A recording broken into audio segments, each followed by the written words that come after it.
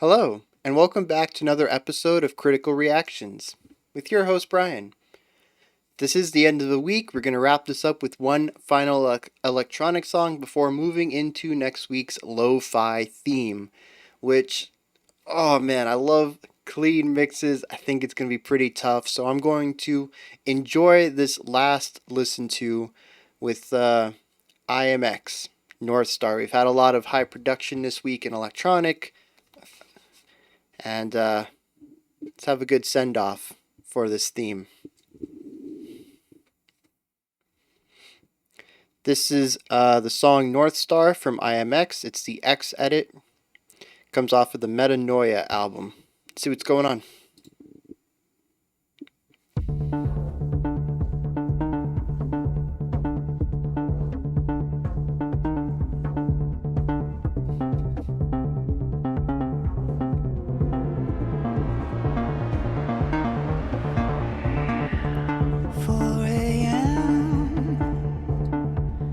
Raging hard, and I feel like I'm a child again.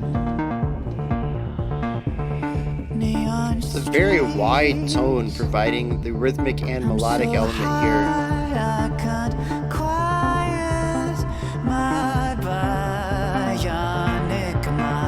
Lots of width and reverb put on those vocals too.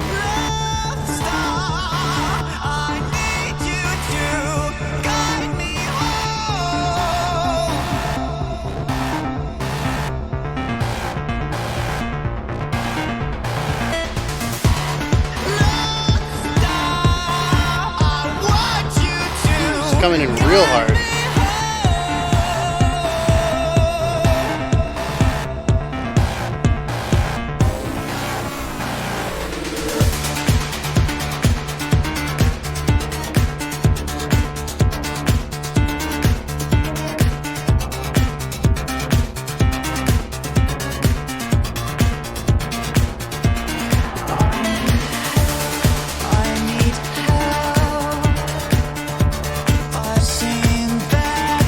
I really love the difference between the width and heaviness of everything around the vocalist and then sort of the softness of the vocals.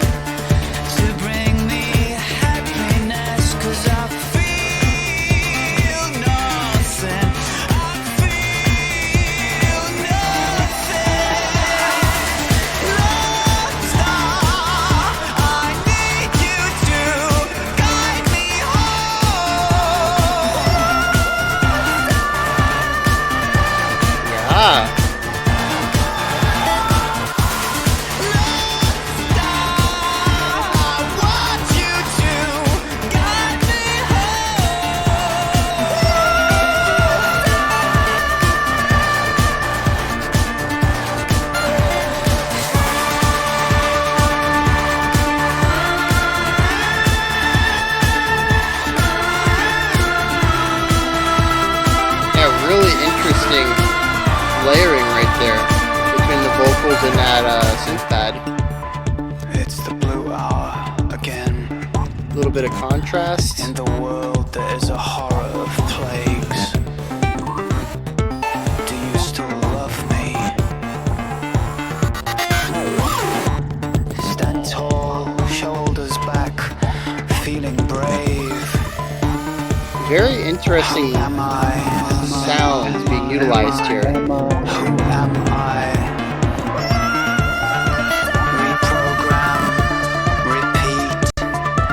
Reprogram, repeat. I am real, I am good. I am real, I am good.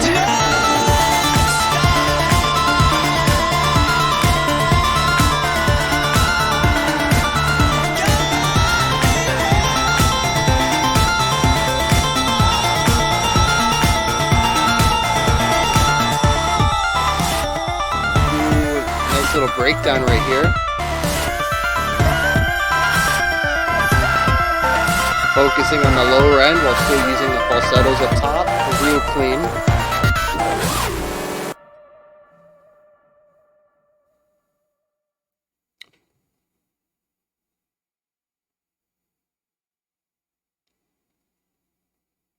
Dang, there's a lot of. All right, I'm pretty sure that's it. Very cool stuff. This is kind of what I was picturing more of when we started Electronic Week. I think it's interesting that we kind of went into all sorts of different directions. I'm really glad it expanded what I thought of electronic music in a few ways. This is definitely, like I said, what I was expecting. This is kind of that dancey kind of music that I associate with the style.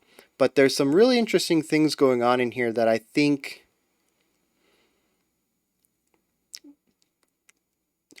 I don't know how to word this without being condescending in some sense. This is the type of electronic music I think I would associate with what the type of recommendations I would get with a group of people that are primarily rock and metal oriented. There's a lot of really harsh sounds in here. We have some distortion on some tones. There's some dissonance applied. There's just a lot of tension overall in the timbre of the in the timbres utilized throughout the song. It just it feels like a harsh electronic to me. And I think it's kind of what I pictured we would be hearing more of, and I'm glad we didn't. I've mentioned many times on the channel, I am more than lucky to have such a community or have a community with such diverse tastes in music. Even though we tend to all center around some sort of rock or metal adjacency that kind of brings us all together. There are very few of us that primarily listen to just one type of music. And there's so much cool stuff that I have found through the community. And I'm more than happy about kind of lucking into that, I suppose.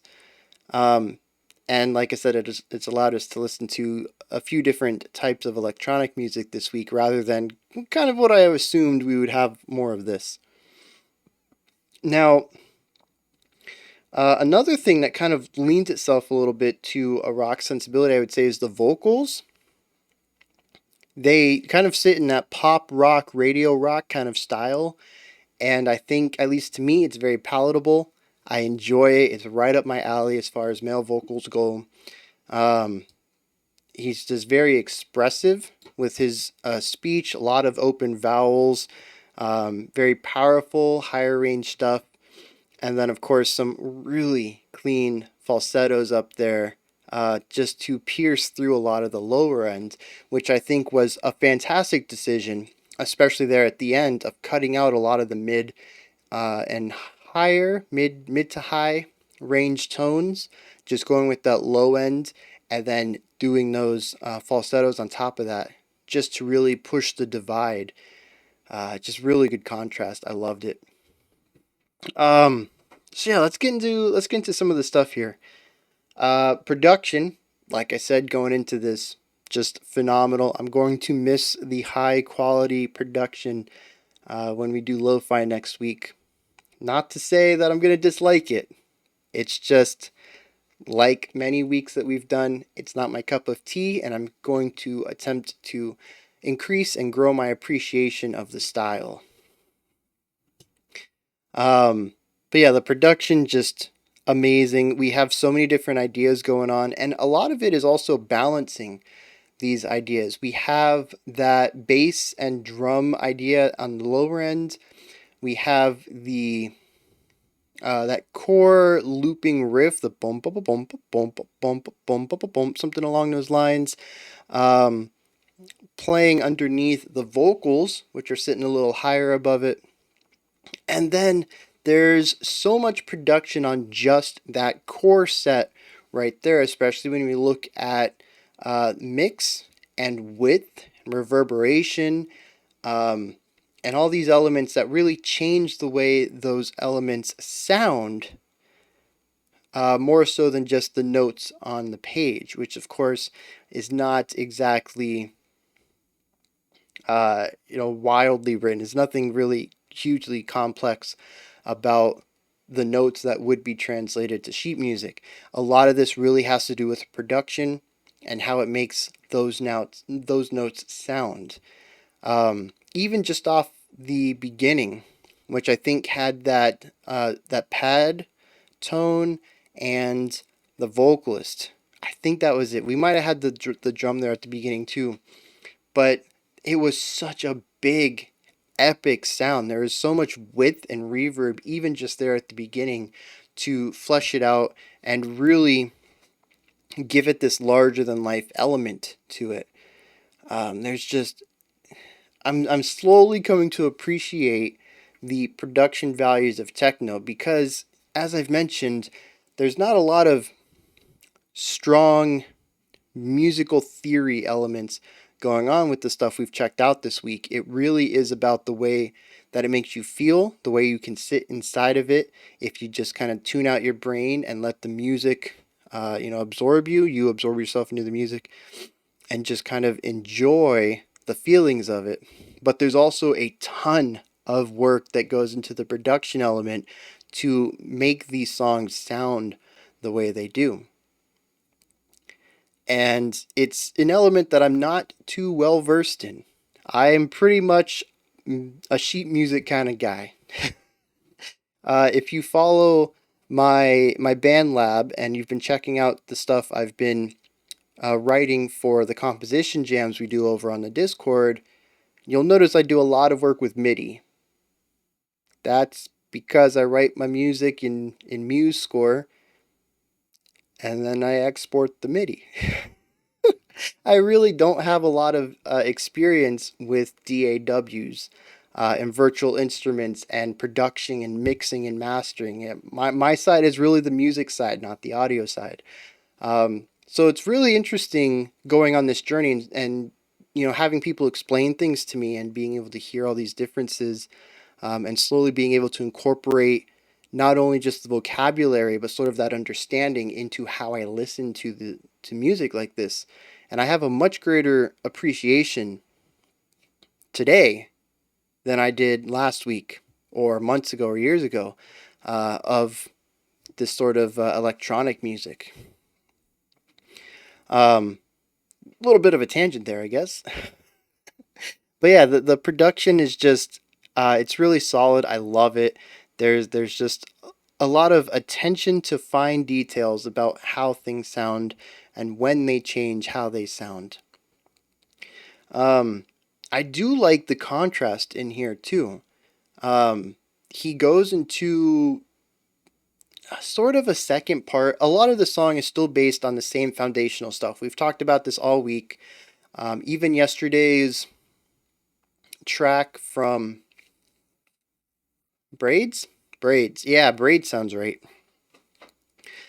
Even though it had a small shift at the end, which is probably the biggest departure as far as song structure goes for looking at this week's songs for electronic, it still worked within the confines, the same structural ideas that we had been utilizing all through the song, and it's the same here. But I feel like there's a little bit of extra difference here. That main melody riff on the pad is persistent through the entire song, I believe. Even when we went to the more mellow section right before our outro, we still had that playing, but I feel like it was compressed. Volume came down, some other production stuff just to make it sound smaller and thinner, but the line was still there. So it's very interesting, once again, that we have a song that is 80-90% similar all the way through from front to back, but still finds a way to create different soundscapes and feelings and emotional atmospheres to create different sections of the song. I can still say that I feel three distinct sections here. We have the core section, we have the section where we bring it down a little bit, and then we have the ending where we cut out the mid tier, the mid range. And technically that outro is like, I don't know, 4 bars, 8 bars long. It's not super long. So I don't know if you can officially count it as a section, but look, it's an outro. An outro is a section. I don't care how short your outro is. It is a section of the song. We're not going to discount the outro.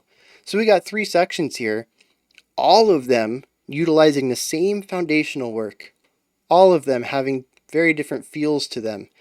And like I said, I would classify them as three different sections, even though a lot of the musical aspects are the same. And it's because of that foundation element, not foundation, the production element. There's just so many cool things. And it's not just about changing the width, changing the volume, stuff like that. It really is about, at least in this track, changing the atmosphere of these sections. And I think that's an important distinction I saw here that I haven't seen throughout the week, is that each of these separate sections all feel differently. And I don't know how you go about doing that. Like I said, production's not really my wheelhouse. I don't, if I wanted to change emotions, I would change timbres or keys or, chord progressions. I don't know how to do that in production wise. And I think it's really interesting that there is this complete other facet of music creation that can take the same 4-bar loop and morph it into multiple different things, not by changing the notes themselves, but by changing their tones. It's really fascinating, at least from my end, as more of a traditional composer. So yeah, I don't know if there's anything else I really want to say. I know I went on like a couple of tangents there about uh, electronic music as a whole. I don't know if there's anything else I really want to talk about here other than just I like the tones. They got that grittiness, that distortion element to them. And like I said, I kind of feel like it fits for a rock and metal oriented community to kind of enjoy or fall into. I don't think it's a bad thing. Because I guess I can kind of say that that works for me. I sort of have uh, a rock background as far as casual listening, and I mean I like the tones here. It doesn't sound like normal electronic to me, even though it is very much an electronic. I would never classify this as another genre, but it does have these at least tonal elements of rock in it, the distorted, that grittiness. And it's probably why in the past I've liked some ideas that utilize some genres or songs that utilize electronic instruments in gritty ways. Um, and off the top of my head, I can't think of any, unfortunately. Maybe clipping? Is that what they're called? I don't remember. I know we checked out a couple on a live stream a couple weeks ago. I think they were hip hop songs, and they just had really, really gritty instruments to them. And I tend to enjoy that soundscape more than more cleaner electronic sounds, which is interesting, I suppose. But it's all a learning process. I'm sure eventually, if I continue to immerse myself in this, especially if I learn the actual production elements and can get a better understanding of how this stuff's created, I'll probably form a greater appreciation for tones that I'm just not used to hearing. All right, those are my thoughts on IMX's North Star X edit. That's where you guys come in, though. Hit me up in the comments. Let me know if you enjoyed this one or not. Anything that stuck out to you, maybe I didn't mention. Go ahead and drop those comments down there. Above the comment box is a description box, and there's a link for Linktree.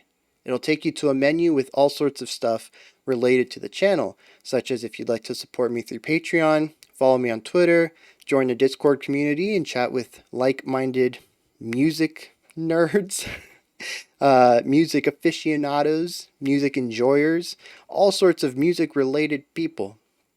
Also, the aforementioned composition jam, if you'd like to, that is something I run in the Discord every month.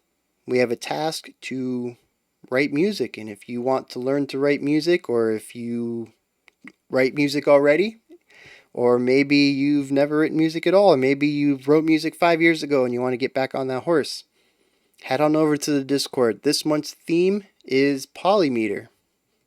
I have a nice little breakdown and explanation of it, and we're always available in the chat if you need help getting started or wrapping your head around that idea. You don't need to write a full song, just 1 minute thing. You can even write an exercise as long as there's polymeter in it.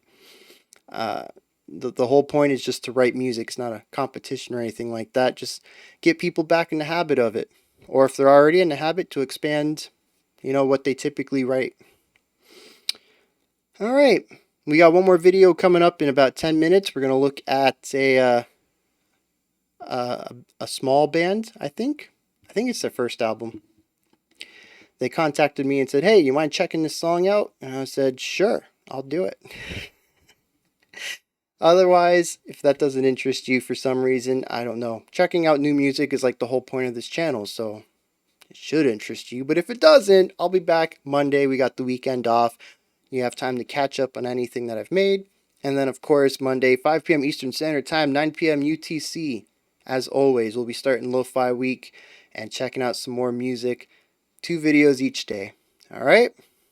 All right, until next time, remember, be critical, not cynical of the music you listen to, and have a fantastic morning, afternoon, or evening whenever you choose to watch my videos.